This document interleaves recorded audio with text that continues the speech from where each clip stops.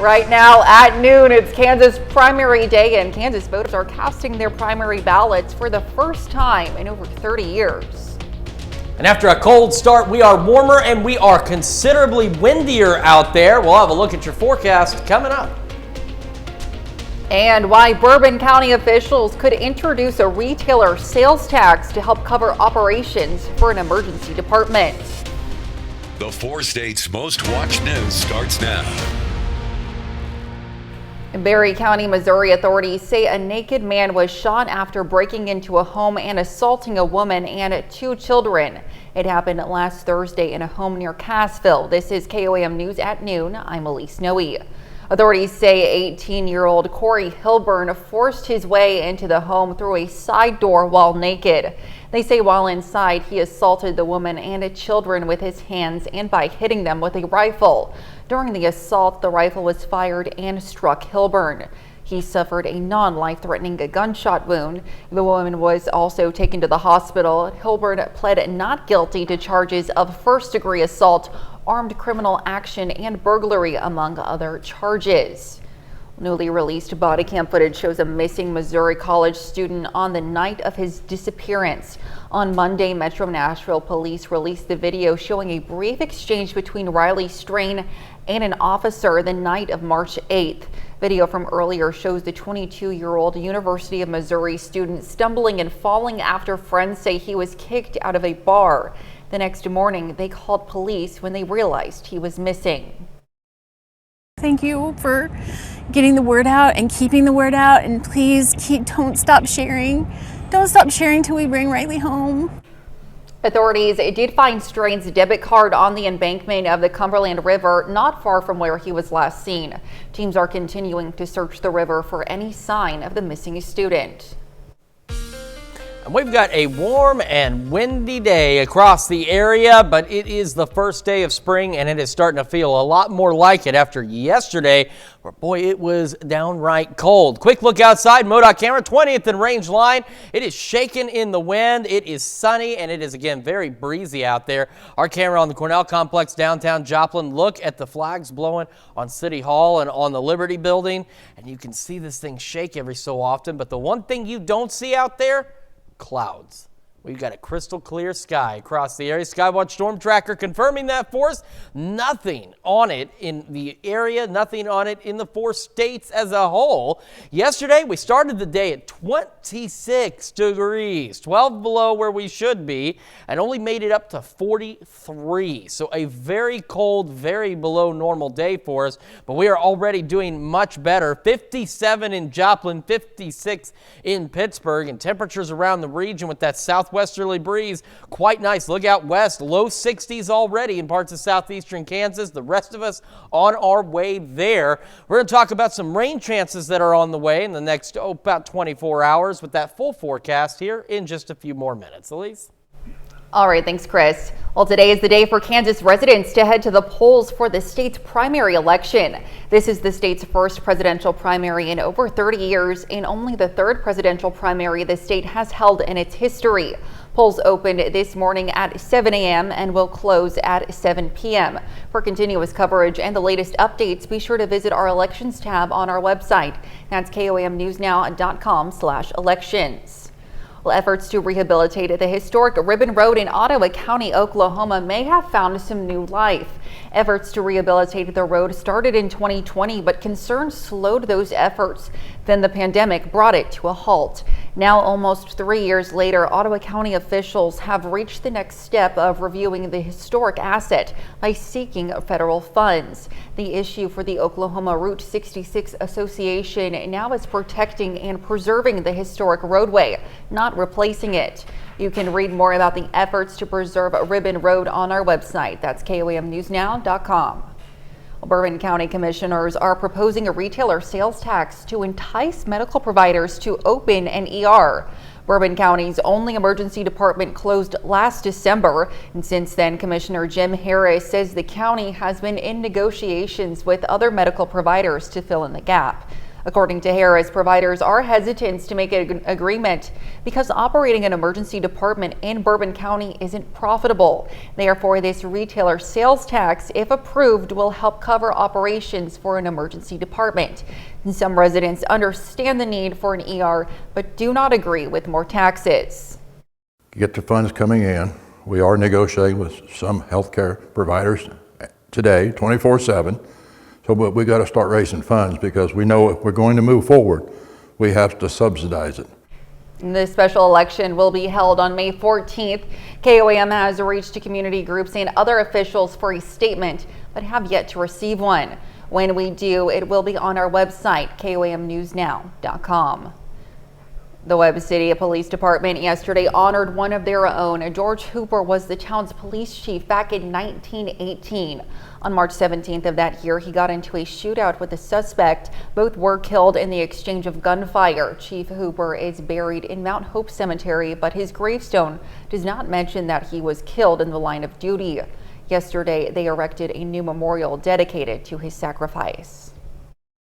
It helps to remember him and remember the sacrifice that he gave to bring our community to where it is today. They are what made the city what it is today. It's what made our community what it is today. Our Elks Lodge was in existence at that time. It was a part of the community at that time. We were established in 1903, so this is something that is part of our history. The department worked with the cemetery, Quality Memorials, and the Webb City Elks Lodge on the memorial. Well, coming up, Missouri Southern is offering students a new degree this fall. We'll have the details on how this degree will help students with an interest in food safety and nutrition. And later, we're making lemon meringue cookies in the Mr. Food Test Kitchen. Missouri Southern students may have a new degree path starting this fall. KOAM Samantha Walker has more on the future of a food science and nutrition program. It's a great opportunity for students in our region. The Missouri Southern Board of Governors has approved a new undergraduate degree program in food science and nutrition. The program, which will be under the kinesiology department, is made possible through a Department of Education grant. So it gives us an opportunity to look at what are the needs in this region based on our employer needs, and this was one that rose to the top. The university says this degree program will help address the rising needs of local industries. The food industry is really growing in our area, in the Joplin area, and with Northwest Arkansas, and so we saw a lot of growth in jobs in this area for our students. The Food Science and Nutrition program will help students prepare for careers in things such as food safety, development, and marketing. We do know that when you have high demand fields, high demand disciplines added to your curriculum, that we see a growth in enrollment. And it's usually students who otherwise wouldn't be interested because they're interested in this particular program. And the program director says she's already seen interest from possible future students. With 4-H and FACS clubs, they often speak to me about how their students are interested in pursuing degrees with food and food science, and so I'm excited that we'll now have a program here at Missouri Southern to meet those students' needs. Reporting in Joplin, Samantha Walker, KOAM News. You can find more information about the degree on our website, KOAMnewsnow.com. Well, Pitt State visited Missouri Southern yesterday for an esports competition. Teams of 3 from each school squared off in the game Rocket League. The players were able to play on Xbox, PlayStation, or PC. The competitors say it's fun to see the sport growing. The world of games is expanding. It's expanding a lot. So I think it's opening a lot of opportunities to people also. Like even for people that love, like me, to play games and everything, to get a living out of this. Be a team player. You know, if you're here, you know, just to flex some muscles, yeah, good luck guys, I'm good, you're not gonna make it, because, you know, you have to work with a team. You can't win a 1v4 in any game or like against any team. You can't win alone. You have to work with a team. Pitt State walked away victorious, winning the best-of-5 match 3-0.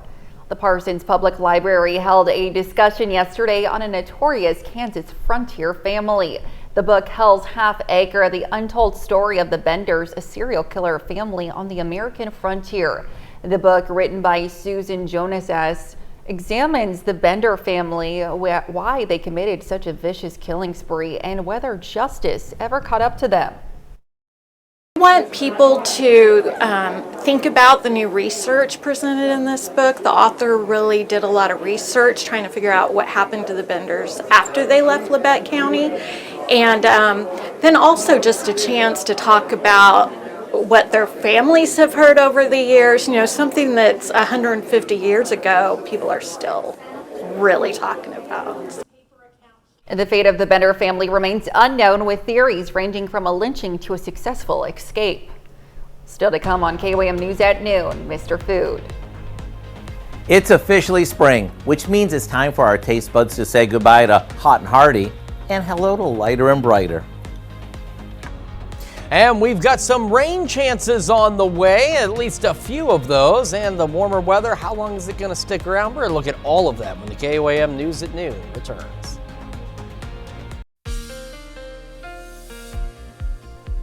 Welcome back to the KOAM News at noon. So we told you it was going to be warmer. We said it was going to be a lot windier as well. Both of those things coming true as we speak. Let's take a quick look outside. MoDOT camera 20th and Rangeline. Now, remember, it's attached to a traffic signal pole. I assure you, the pole is probably bouncing a little in the wind, not as extremely as this is, but when they're zoomed in like this, they become a lot more sensitive. If we take our camera, for example, on the Cornell complex here, see how it's shaking right now? If we zoom it in on City Hall, it's going to look like City Hall is about to come apart, and that's not the case. But it is very windy out there. Take a look at the flags whipping around. The other thing that's missing, though, is clouds. It is a textbook spring day, honestly, even including the wind, because we know as we transition through spring, it does get quite windy. KDOT camera just south of Pittsburgh. Now, it is also swaying a bit in the wind. It is very breezy out there. We have some rain chances as we head into tomorrow afternoon and evening. These are going to be isolated to widely scattered showers, and maybe a rumble of thunder or two by tomorrow afternoon and into the late evening hours. But as you can see, they're going to be very isolated out there. It won't be until we get into Thursday that we're actually going to start to see better opportunities for a few more widespread showers out there. We're going to talk about Thursday and the weekend here in just a moment. Our camera 7th and Rangeline. Take a look. Not a cloud in the sky. Really, truly, there's nothing out there. Beautiful day except for that wind. 57 in Joplin. Sunny skies. Southwest breeze 22, gusting to 33, and we could see those gusts continue for the next few hours out there. The other concern is this: dew point humidity, both very low, so please no outdoor burning, no discarding your cigarettes. We don't want to risk any potential fires out there. Over in Pittsburgh, 56, sunny. Still, dew point humidity not as low as in Joplin, but not very high. Southwest breeze 24, gusting to 30 over there.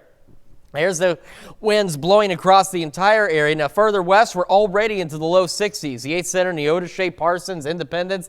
The rest of us are going to make it there, and we're going to top out with a pretty decent day with highs going mid-upper 60s. So our average high is about 61. There's going to be a few degrees above that, and we're going to have to contend with that southwest breeze 15 to 25 and those gusts to 35. Now, the good news is the winds calm down a bit tonight. We're going to hold on to clear skies. A little bit better tonight, 44 for the low, and the southwest breeze at about 5 to 15 miles an hour. We go into our Wednesday. As we mentioned, clouds will gradually increase. Northeast breeze, 5 to 10. Could see a couple isolated showers. Outside of that, it's another very warm day out there, right around 68 for that high. Then we go into Thursday, and that's when we're going to see additional showers by the late morning hours. We're going to see them, and they're going to hang out with us for most of our Thursday, and then they'll clear out by early Friday morning. We'll see another opportunity for some isolated to widely scattered showers on our Friday. Our weekend, not bad. It's going to be a little cooler, but it's not bad otherwise. Then as we go into our Monday, we're watching some thunderstorms by late Sunday and then into Monday as well, with the system that's going to roll through and bring us a few thunderstorm chances. So what does that look like on the 7-day? Well, the 10-day, it looks about like this. 54 Thursday, 57 on Friday, very chilly, 52 on Saturday.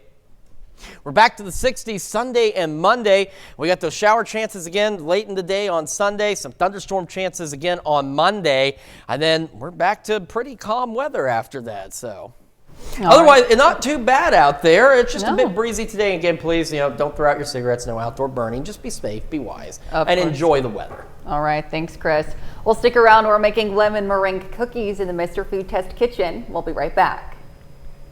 Well, it's the first official day of spring, and what better way to celebrate than by making this delicious sweet treat? Howard shows us the recipe for lemon meringue cookies in the Mr. Food Test Kitchen.